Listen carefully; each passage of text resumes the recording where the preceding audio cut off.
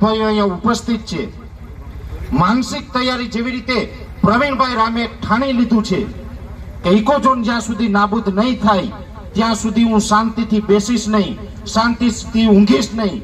એવી રીતે આપણે બધાએ શાંતિથી બેસવાનું નથી. જ્યાં સુધી ઇકોઝોન નાબૂદ ન થાય ત્યાં સુધી આપણે બધા સાથે મળી અને આ લડાઈ લડતા રહેશું. પ્રવીણભાઈનો જ્યાં પણ પડકારો થાય ત્યાં આપણે બધા એક અવાજે ત્યાં એમની સાથે હાજર રહેશું, ખંભેથી ખંભો મિલાવી અને આ લડત પરિણામ સુધી આપણે લઈ જવાની છે. પણ આમ તો લગભગ બધા મિત્રો જે પોતાની વાતમાં ન કહેતા હોય ને એવી વાત મારે કઈ ટૂંકી કરવી છે તમને. આપણો ભારત દેશ છે ને એ અલગ પ્રકારનો દેશ છે. નામ તો અમારી ખેડૂત સભાઓ થાય ત્યાં ખેડૂત સમાધાન કાર્યક્રમની અંદર હું ઘણી વખત કહેતો હોય કે આ એક દેશની અંદર બે દેશ છે. એક છે ભારત અને બીજું છે ઇન્ડિયા. આપણે બધા ભારતમાંથી બોલીએ છીએ, આપણે ભારતના માણસો છીએ. ઇન્ડિયાના માણસો તો બધા હવાઈ જહાજમાં ફરતા હશે, પ્લેનમાં ફરતા હશે, એન્ટિલિયામાં રહેતા હશે, દિલ્હી, મુંબઈ કે જયપુરમાં વસતા હશે, કે જેને ખેતી શું છે ને એ પણ ખબર નથી.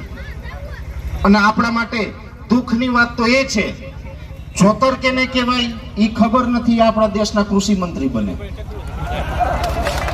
આ હું તમને નરું સત્ય કહું.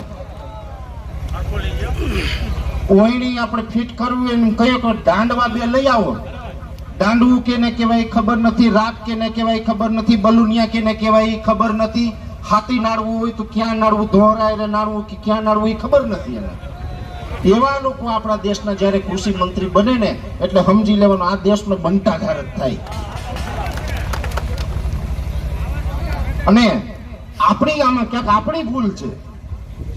મેં જ્યાં સુધી સમજો છું, હું તો રાજકારણનો માણસ નથી, હું તો ખેતી વિશે વાત કરું, ખેડૂતો માટે કામ કરું છું. તમે બધા મને યુટ્યુબના માધ્યમથી કે ટીવી ચેનલોના માધ્યમથી વરસાદની ને ખેતીની વાત કરતા સાંભળતા હશે.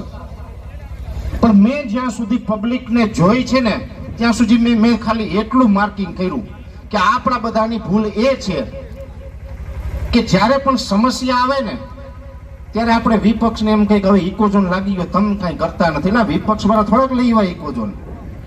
હે, આ બધાને આશા ક્યાં હોય? વિપક્ષ વાળા કે કઈક હોબાળો કરો કે તમે કઈક બાંધવા જાવ ત્યાં આ ઇકોઝોન લઈ આવ્યા. આપણે બધાએ ભેગા થઈ, પછી વિપક્ષ હોય કે સત્તા પક્ષ હોય, કોઈ પણ જે પણ આ કાયદાની વિરુદ્ધ લડવા માંગતા હોય બધા એક સાથે મળીએ, બધા ખેડૂત બની અને આ સરકાર સામે બાયું જ્યાં સુધી નહીં ચડાવો ને ત્યાં સુધી આ કાયદો હટવાનો નથી. એટલે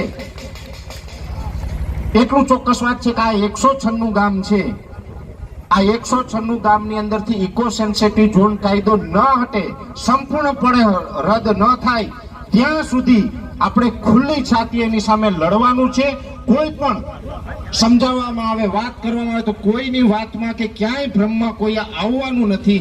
જ્યાં સુધી સંપૂર્ણ આ કાયદો રદ ન થાય ત્યાં સુધી આપણે બધા એક સાથે એકઠા થઈ, આપણે બધા ખેડૂત છીએ અને સંપૂર્ણ જે ખેડૂત પરિવાર, આપણે આખો પરિવાર સાથે મળી અને આ કાયદા વિરુદ્ધ લડતા રહેશું.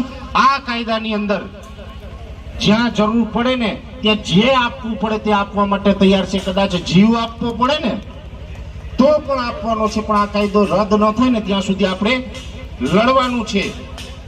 આ સાથે હું મારી વાતને પૂર્ણ કરું છું. પણ આપણે જેવી રીતે હમણાં જ એક બે વક્તા બાકી છે એની વાત સાંભળીને જેવી રીતે આપણે અહીંથી માર્ગદર્શન આપવામાં આવે એ માર્ગદર્શનને સંપૂર્ણપણે ફોલો કરીને કાયદાકીય મુજબ સંપૂર્ણ શિસ્તબદ્ધ આપણે કચેરી સુધી જવાનું છે. કેમ કે આપણે બધા ખેડૂત છે અને ખેડૂત એટલે માન, મર્યાદા અને મોભો એ જે ખેડૂતના ઘરમાં હોય બીજે ક્યાંય ન હોય એવું પૂરા માન સન્માન સાથે આપણે બધા અહીંથી પછી રવાના